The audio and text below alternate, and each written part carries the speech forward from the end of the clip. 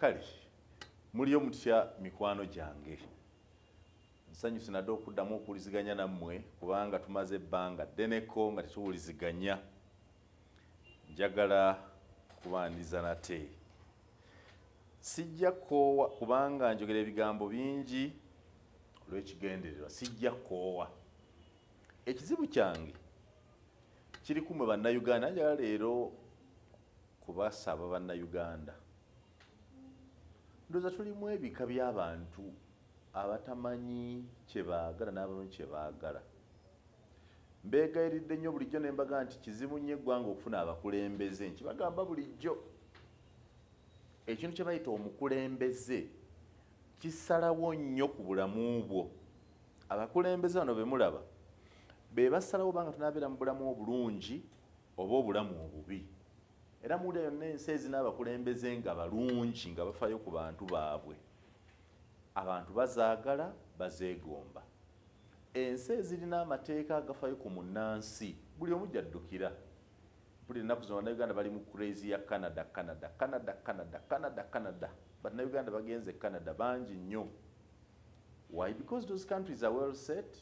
They have leaders who mind about their people. Twetaaga okufumiitiriza ennyo ku kiki amawanga ge twegomba kye galina. Because ensi zonna nsi ng'ensi bwe zibeera. Lwaki bannayuganda baagala nnyo okufuna visas ogenda mu America? Lwaki bannayuganda baagala nnyo ogenda e Canada? Lwaki abantu baagala nnyo ogenda e Bungereza? It's because of the environment. Tulina ebintu bingi bye tulina naturally nga tubisinza amawanga ago, naye bw'otuuka mu mbeera ey'obuntu, engeri abantu gye babeeramu, engeri gye bawangaalamu, engeri gye bayisibwamu, ebintu gavumenti byekola, enkolagana ya gavumenti n'abantu baayo, abantu bangi bali wano nga beegomba okugenda mu mawanga ago. N'olw'ensonga eyo, bannayuganda bwe muba mulowooza nti kyangu okufuna omukulembeze, tugenda kulwawo. Omukulembeze gwe bayita omukulembeze ng'obwongo bwe, empisa ze, okutegeera kwe, amaanyi ge yeewaayo kukulembera bantu, si kyangu. Abawutta bangi mu bukulembeze bwaffe, ebimongwa bingi nga biri awo naye nga kalinga title. But I'm talking about a leader of value, a leader of vision, a leader of determination, a leader of sacrifice, one that the Bible talks about, nti omusumba omulungi awaayo obulamu bwe ku bw'endiga ze. Nze kyensinga okuwa ekitiibwa mu buli muntu ayagala okukulembera, olwokubanga nkimanyi nti okukulembera is a sacrifice. Leading people is a sacrifice. Mu special notice muno tuzze twogera ku bintu bingi nabaga nti bannaye, omuntu okwewaayo nti agenda akulembera wabaawo bye yeefiiriza. You sacrifice your whole time for your family for the sake of others. Mubirabye, waliwo ne be basibye, wali ne bamusiba mu makomera n'abonerayo, abamu battiddwako abantu baabwe. Kiza Besigye bw'omuganga nti akola nti batta Kifeefe, muganda we n'ebirala for the sake of leadership. Therefore, nze ndowooza nti wabaawo omuntu yenna alabika ng'asobola okukulembera, obudde buno obusinga bwe tutwala nga tubavuma, tubavoola, tubanafuya, tubageya. Let us take some time nga tubawa ku magezi, nga tubazimba, nga tuba mentoringa, so that we get good leaders. Ndaba kati crazy eriwo ye ya Bobi Wine ne byayogedde ku bisiya gabasebo. Ekikulu tuganye okulowooza. Omuntu akulumba tannawulira ky'oyogera, akulumba tonnamalayo ky'oyogera. Omuntu n'akubambira, eyasenyeza n'ataasenyeza, bonna gw'oliisa ne gw'osinga bonna ne bavuma, alowooza n'atalowoozezza naye n'avuma. Just think about it. Bobi Wine bw'agamba nti etteeka ly'ebisiyaga lyali litagetinga ye, you just can't dismiss that. Nakyogera bakola etteeka, nze Simon Muyanga Luttaya nakyogera etteeka lyakajja, nali ku TV bagiyitanga Baba TV, nembaga nti this law has political reasons, not moral reasons. I said it. It was not inspired by the demand for morals. It was a political calculation. Why? Because I kept asking, bwe tuba tubala ebizibu ebiri mu Uganda, tubala ebizibu ebiriwo. Ku bizibu bya school fees ennyingi ennyo mu masomero n'ebisiyaga kiriwo ekisinga obubi. Okay. Ku bizibu by'abamanerenda n'abantu abawambibwako ebyobugagga byabwe buli kiseera babiyinzika basse bagala baani abavudde mu business n'ebisiyaga kiriwo ekisinga okuba ekibi. Why did the parliament or whoever brought this law prioritize the anti-homosexuality law as opposed to the other one? Now, bwemubanga bwe mukkiriza nti Bobi Wine is a leader mukulembeze, bw'agamba nti etteeka lino lyali litagetinga nze, nga temunnamubambira, nga temunnamuvuma, nga temunnamuvoola, ekyandibadde ekituufu kyandibadde kumubuuza nti lyali likutagetinga litya. Era lwaki olowooza nti etteeka lino lyali litagetinga? Because Bobi Wine mu kifo kyalimu nga waliwo n'abali mu gavumenti abamuwagira, waliwo n'abali mu magye abamuwagira, waliwo ne bambasada abamuwagira, waliwo abali mu NRM nga bamuwagira, ateeka okuba nga information gy'afuna buli lunaku ekyamazima esingira ddala information omuntu wa bulijjo gwe nange gy'ofuna. Simply put, Bobi Wine, a potential president for Uganda, consumes highly classified information than an ordinary Ugandan. I believe that the information, the kind of intelligence he consumes is slightly above some members of parliament, slightly above what some ministers consume, slightly above what some ambassadors know, slightly above what some armed officers know. I believe the kind of intelligence information that Mr. Kyagulanyi consumes or receives from different circles is slightly below what Mr. Museveni consumes. In some instances, they could be consuming the same intelligence information. Now, bw'avaayo n'agamba nti etteeka lino lyali lya byabufuzi nga litagetinga ye, tetusaanye kumusenda busenziga nti olimba gwe oli musiyazi wali omanyi nti si kituufu si ki. Tusaanye okuwuliriza singa tuba tusobola omumubuuza, wamma omukulembeze waffe obadde ogamba ki? Etteeka lino lyali likutagetinze litya? Byabufuzi ki ebyali emabega w'etteeka lino? Kubanga nakyogera nze eky'omukisa omubi we nakyogera ate ye nga president yavaayo kumpagira n'abannupu bwe baavaayo baavuma buvumi tebaategera kye ŋŋamba. Kati ne pulezidenti waabwe akyogedde kye nayogera luli nakyogera mu mwezi gwa musanvu gwali gwakuna around there nti etteeka ly'ebisiyaga engeri gye lyaleetebwamu, engeri gye bali mobilizingamu, engeri gye lyawagirwa bannaddiini, paalamenti yonna, sipiika, pulezidenti ali kwesalamu, abaka ba NRM awatali kwesalamu, minisita n'aleeta mangu gye bata certificate of finance awatali kwesalamu. Yali eraga bulungi nti etteeka lyalinayo mu omukono ogw'ebyobufuzi ogulisindiikiriza. So I want to agree that ebisiyaga may be a problem because ebisiyaga exists. I have told you that homosexuality has existed from the Jesus times, before BC and AD after Christ. Ebisiyaga byaliwo.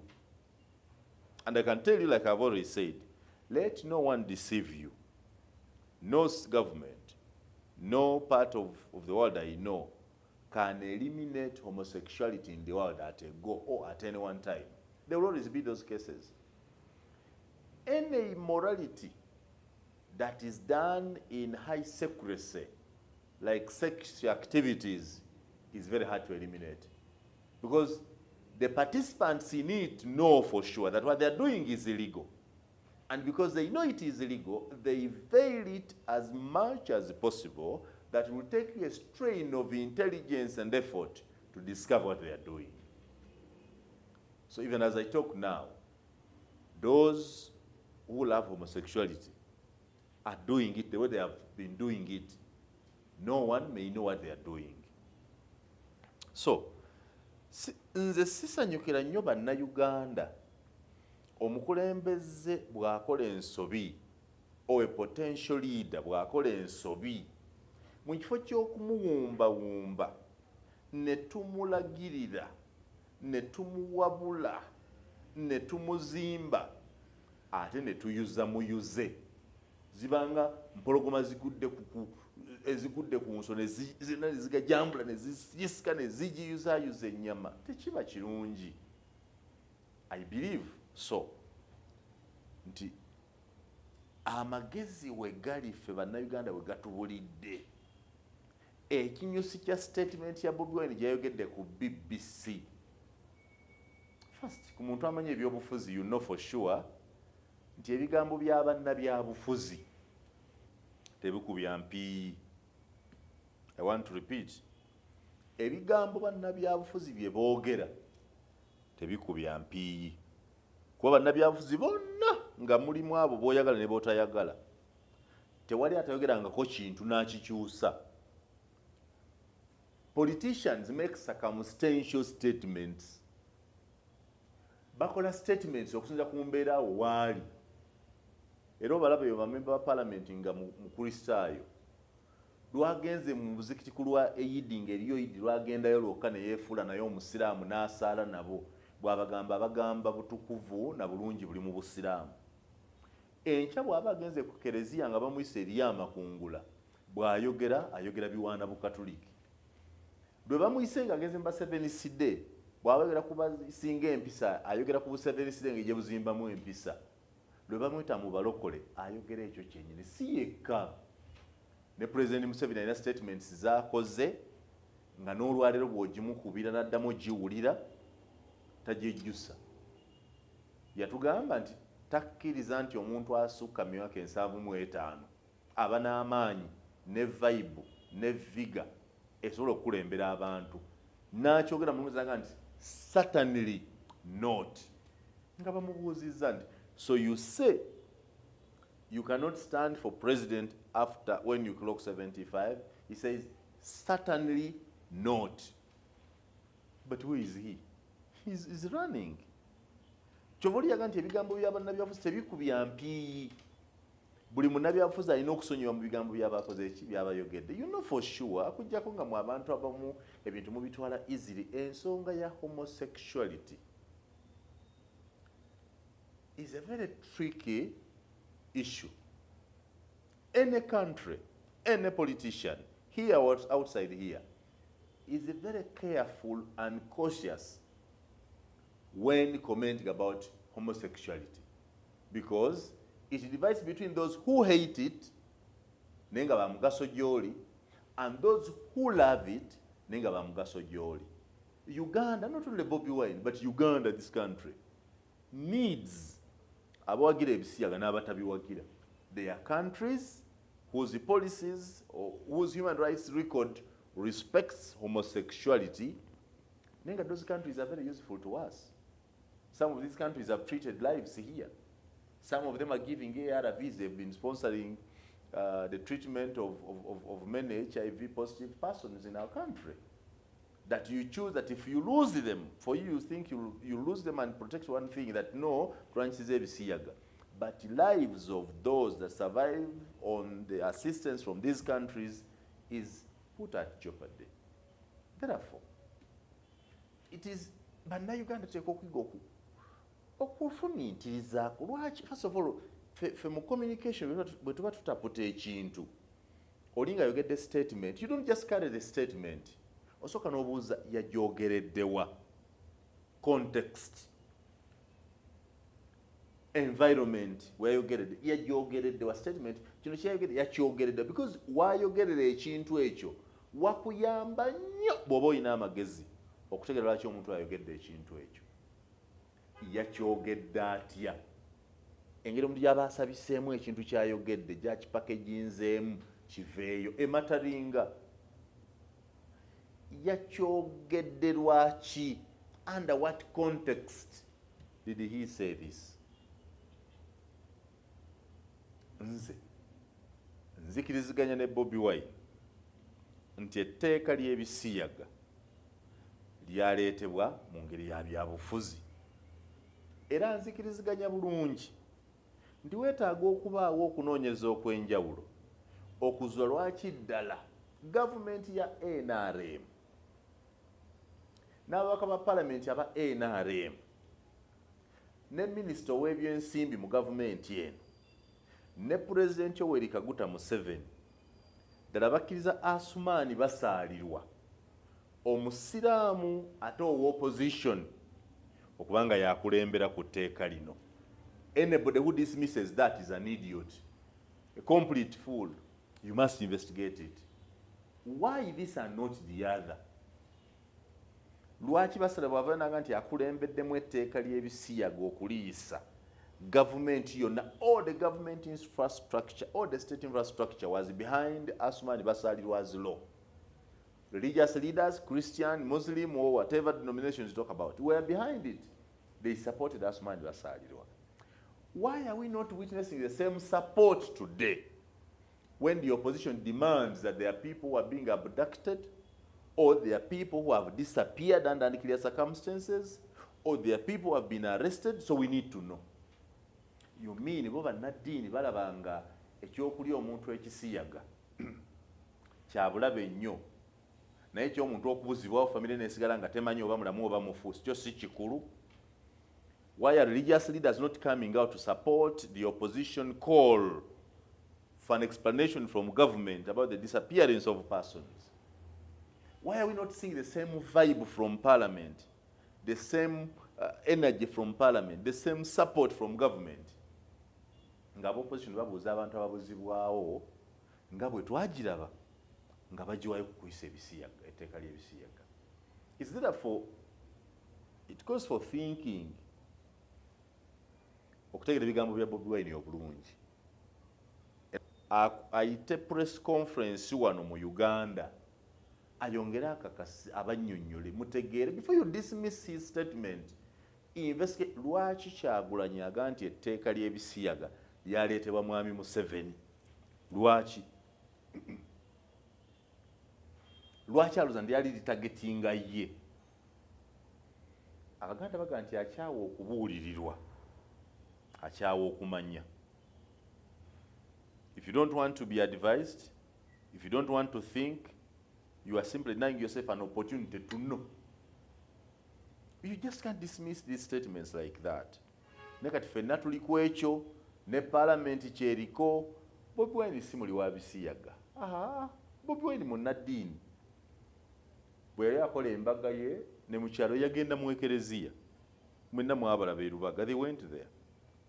He may not be, I believe, that he does not believe that homosexuality is right for Uganda. Just like I don't believe that homosexuality is not right. I believe so. Is not right, I believe. It's not right. It's not right sexual orientation. I only fall short of condemning to death, to prison, those who find themselves in it. That's where the difference is. Ffenna tewali agamba ne Bobi Wine tayinza gamba nti ebisiyaga birungi, nti ayinza okugamba mutabani we Kampala nti awamma kati nga bw'ogenze ebweru envo gy'okunoonya omukyala afuna musajja munno. No. But he's simply saying, if there are homosexuals among our society, if there are homosexuals among us, they should not be condemned as if what they are doing is more evil than those who abduct people, than those who have killed others. What is not right? What have we not witnessed here? As we talk now, waliwo omusango wa Katanga gwaga nti mukyala we yamutta nga yeekobana n'abaana. Tulina omusango gwa Yuwera ali mu kkomera nga kirowoozebwa nti ye yatta bba. So we have cases of women and men who have been accused of murdering or killing their own spouses. Ne Dr. Agrechinji yafa baga nti yamanya ku lukwo lwatta mukyala we. What are you saying? So should we make a law either to say nti abafumbo tebakkirizibwa kuba na mmundu,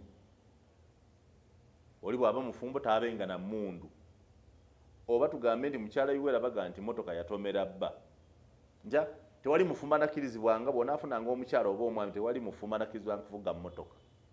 Oba do we bring a harsh law to say that now that we have discovered that spouses are killing each other, we bring a law to stop marriages? Only a fool would say so. But that's the impression that people have created. These evils that are even bigger than homosexuality, evils like rape, defilement, homicide, name them, rape exist among us. And even without laws, our society, in its own values, has a way of dealing with these evils, at least in the community where I come from. These words we have that bulisamani mean that the society knows that rape exists among us. Cases like incest, relatives playing sex with each other exists. That's why the word incest exists. And our society, in my tribe, if a relative sleeps with another, I am meaning sleeping,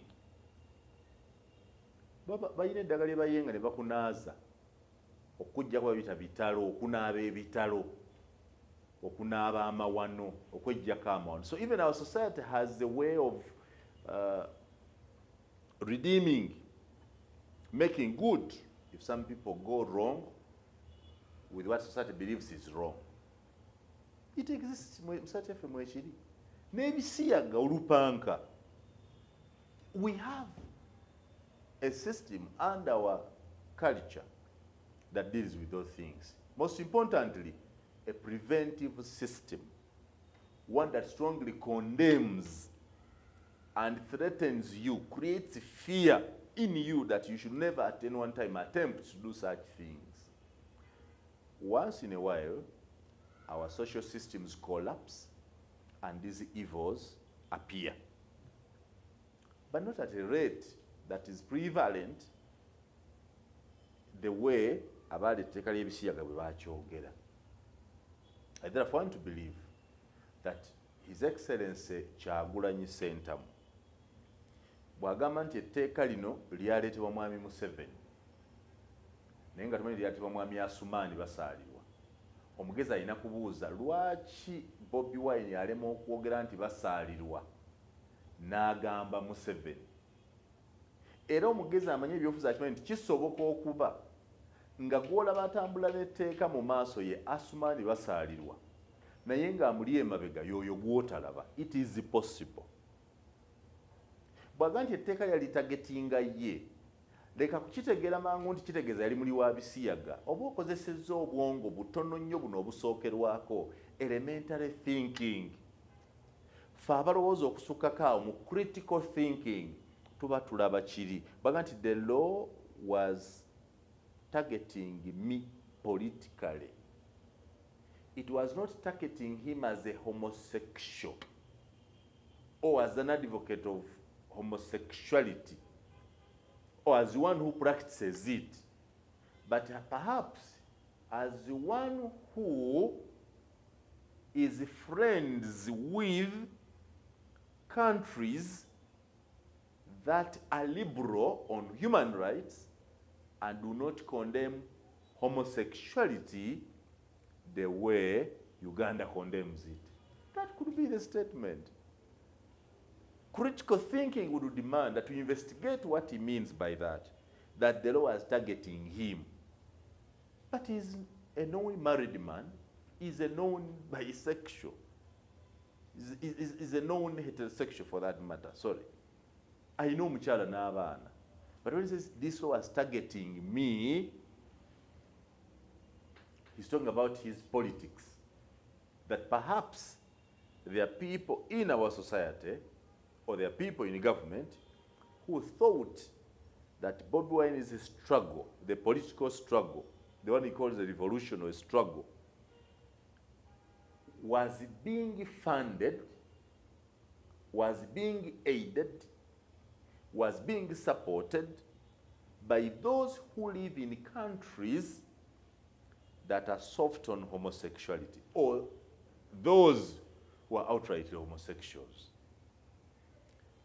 I have failed to understand in my sense how one's sexual orientation must determine whether he becomes my friend or not, especially knowing that sex and all it carries are things done in privacy and secrecy at whatever times. If, for example, say somebody is my friend, ng'ekiro yalidde ebisiyaga n'omuntu we, ninga kumakya tulina meeting naye, tazina bisiyaga, kumakya ajja ayambadde, tulina meeting mu boardroom to discuss, guba musango. Bannaye, etteeka lino muganya okukitegeera, etteeka mulyagala, etteeka ddungi nga bwe muliraba, naye oluvannyuma mugenda kukitegeera nti we over even stretch what we can enforce. Kati ndi wano nga bw'ondaba mu kooti yange, nkubye ekikalu, maliriza njogera. Ng'otegeera otya nti ekiro nasuze n'akaana akato? Otegeera otya nti ekiro nasuze ne mukyala wange? Oba otegeera otya nti ekiro nina gwe nareepinze? Unless the victim comes out to cry. If it is something we agreed on, who knows? Oba twasuze ne mukyala wange mu ntebe. Because the ordinary thinking would be that, abafumbo, balina obuliri, if they are going to play sex, yes, balina okugenda mu buliri. Gwane gwe twagenze mu buliri. Tuyinza okuba twayimiridde mu ffumbiro. Tuyinza okuba twabadde mu ntebe. Tuyinza okuba twabadde mu kiyigo. If somebody is my wife, ne bwe ngenda negatta naye mu kiyigo, oŋŋamba ki? For as long as the two parties have agreed and they are doing this, and they are not telling others to come and do the same, or they are not showing this to you in broad daylight, we overstretched our arguments for the existence of homosexuality in our country. We are all feeling the effects, but we are pretending. We are simply saying homosexuality is bad. Every Ugandan, because of their cultural orientation, because of their cultural upbringing, because of our traditional setup, knows that homosexuality and lesbianism are not good in our society. They are not acceptable outrightly. They are not good. They are not acceptable outrightly. But they exist. Surely they exist. And when they exist, they are condemned in a manner prescribed in our cultural values and cultural settings. And because they are condemned under that, the remedy to them are also remedies are also provided within our cultural setting. Basabo ne bannyabo, ku mulundi guno gwokka nsaba muwe Bobi Wine omukisa, bw'aba asobola atunnyonnyole kye yabadde ategeeza bwe yagaa nti etteeka lino lyali litagetinga ye. Ekyokubiri, akunnyonnyole lwaki etteeka lino yalowooza nti lyaleetebwa mwami Museveni, so si Asumaani basalirwa gwe twali tulaba, so si kibiina kya Jeema nga bwe kyali kirowoozebwa. Annyonnyole eky'omukisa omubi nti ffe nga abakulu oba n'ekintu ky'omanyi ne ky'olaba, abantu kye batalaba oba kye batamanyi, mwana wattu ng'oluusi tosobola na kukibannyonnyola bakirabe. That's why the Basoga have a saying, nti omukulu by'obona ti by'okoba. There are many things I know in this country that I can never say.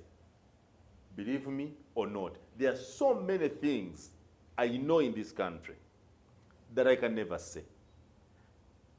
Why? That perhaps saying them may affect my life, or saying them may cause even more collateral damage to those they affect than say them out. So, nze ndowooza nti condemnation gyendabye abaka ba parliament gye baakoze, condemnation eri mu bbaluwa y'abannaffe abajeema, condemnation eri mu public domain ku Bobi Wine. Those who are taking advantage to use this to damage Bobi Wine's political career, no, never. Let us get him on something else.